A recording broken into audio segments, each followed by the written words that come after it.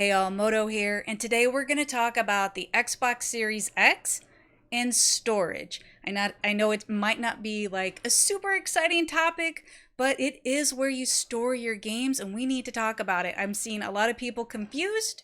I'm going to break it all down super simple.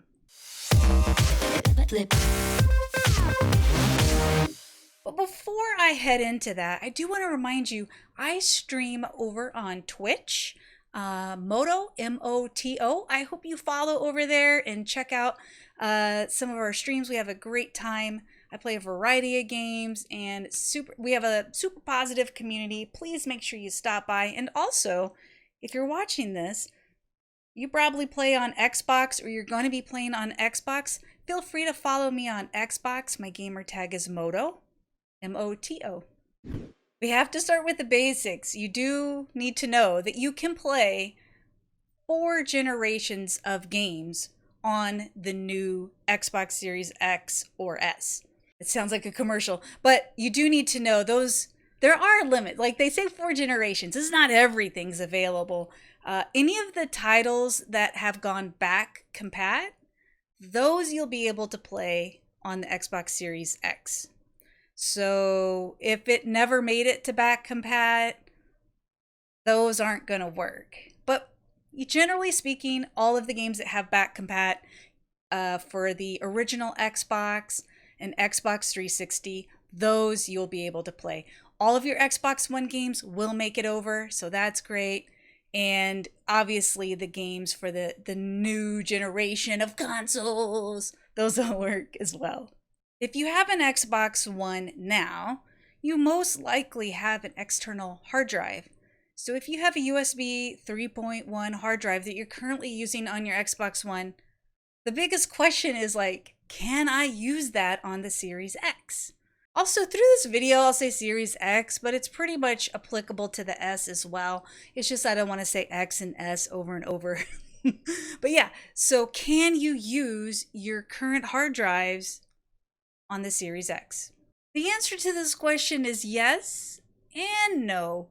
Yes, you can plug in the hard drive, right? You can just literally turn off your Xbox One, unplug the hard drive, plug it into the USB on your Series X, and everything literally just moved over.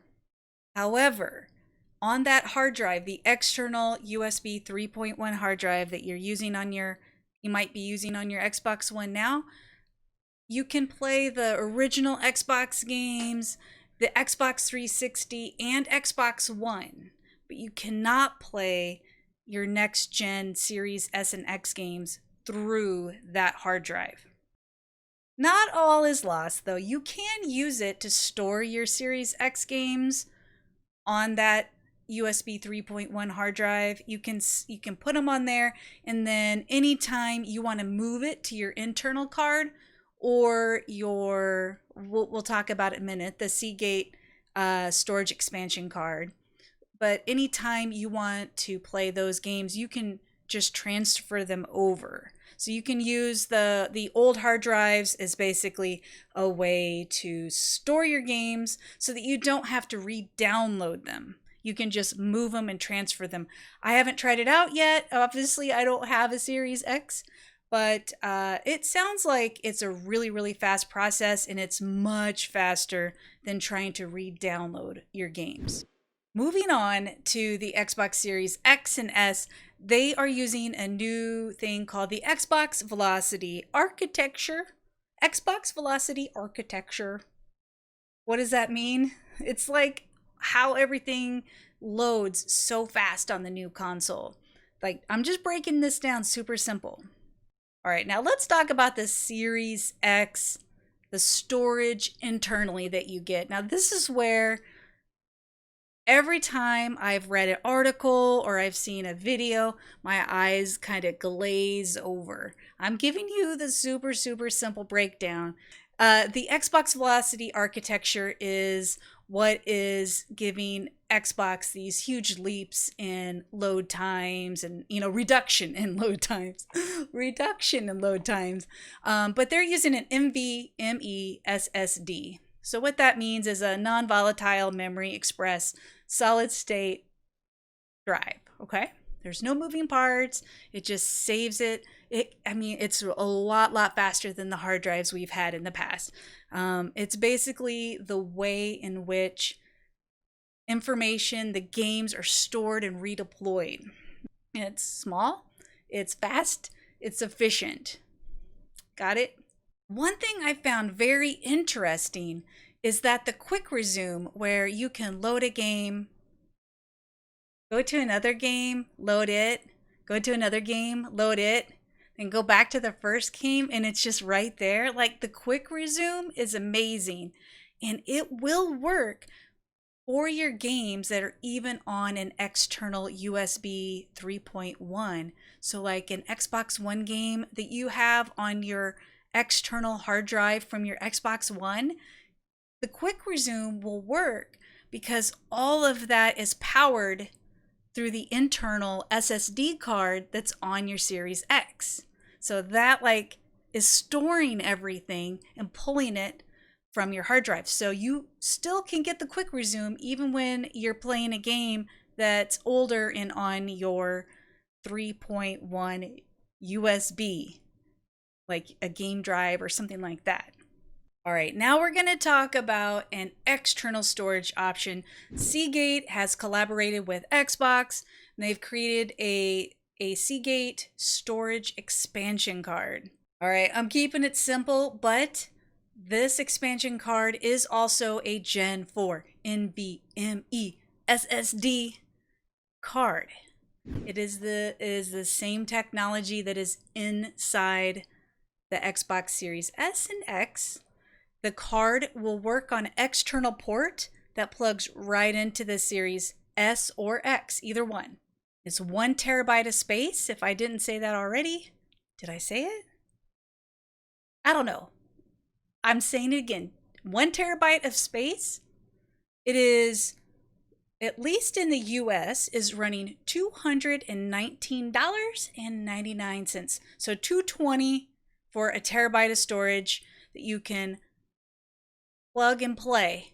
And if you don't know what plug and play means, it just means you take your card, you take the protective cover off, plug it into the port on your Series X, and then after a few moments, you'll get a little pop-up or notification of some sort that tells you your hard drive's ready to use it, to play with, install. I don't know what it says. I haven't seen it, but it's supposed to tell you, hey, yo, it's ready.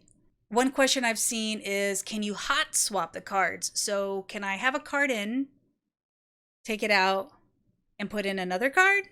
And the answer is yes. Obviously, you would probably want to like save your game and quit it, take the card out and pop in the card that you want. Any games stored on that card would most likely require you to be signed into your gamer tag, the gamer tag that owns the game. And you know, you can take this over to a friend's house or a family member's house. Like, hey, let's play some games. I brought mine. Pop it in, sign in, and you're off playing your games. Obviously, you want to place all your next-gen games on either the internal SSD or the Seagate Storage Expansion Card. But if you put any of your Xbox One games, your OG Xbox games, your 360 games, any games on those drives will see some sort of, you know, improvement in performance. So yeah, I'm playing all my games. I'm using the new hard drive to play all my games. So yeah, why would I not take advantage of the performance? Why? I wouldn't. Definitely always going to move my games over to either, you know, an expansion card or the internal drive. The number one most asked question that I have had and that I have seen around is, hey, should I get one of those Seagate storage expansion cards? Like, should I get one? Also, it's not very catchy. Like, Seagate had the game drive. Game drive. I actually have one. Game drive. But Storage Expansion Card. Seagate Storage Expansion Card. It's a lot of words. I cannot with that. But anyways, side note, do I need one?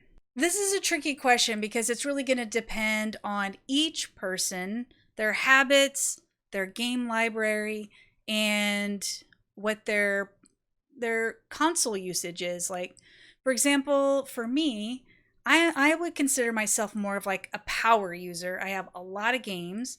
I stream about 5 days a week. Each day I stream, I usually hit up 2 to 3 games.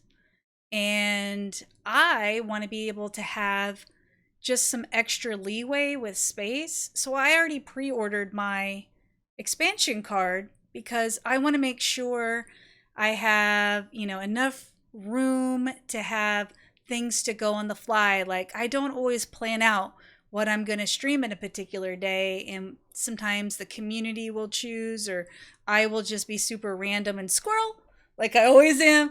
So I want to be able to have, a lot of games already on either the internal card or an expansion card, just grab and go. It's hard to say. Like, most people should have Xbox Game Pass Ultimate. I would think you would have that. That gives you access to a lot of great first party titles and a lot of other great games. And pretty soon you'll get all the EA titles in EA Play. So, that's a lot of games. I would think at the bare minimum, you're going to want a USB 3.1 hard drive. And then you can transfer, back and forth as needed. But you're going to need something, I think. I would look and think about the games that you play and the size of those games, and think about where you're going to be in 6 months or a year, and then decide. But if you don't have a hard drive at all, I think you're going to need something. Now, for example, my wife, she plays a ton of Call of Duty, and mostly just Call of Duty. And she plays Gems of War, Call of Duty. That's really it. So she's going to hold off for now, use the internal storage, and then she has a USB 3.1 SSD that she uses. So she'll probably just use those two initially, and then see if she feels like she needs to buy an expansion card. Boy, that was a lot of information. I hope I broke it down and made it very simple. My goal with this video was just to help people be aware of their options, because it can be really confusing. And I'm not gonna lie, I had to read through a bunch of documents, and it's not fun. I don't enjoy reading all the techie stuff, so that's why I broke it down. I hope it helped. Let me know if it did. And again, let me know what you decide what you're gonna do. Thank you so much for checking out this video. I hope you enjoyed it. If you can, please hit the like and subscribe buttons. And if you would like to get notifications of all my new videos, be sure to hit the bell. Don't forget, I stream over on Twitch, Moto, M-O-T-O, and all my information, if you want to join the community and get more involved, all the information is in the description below. Thanks so much, and I'll see you next time.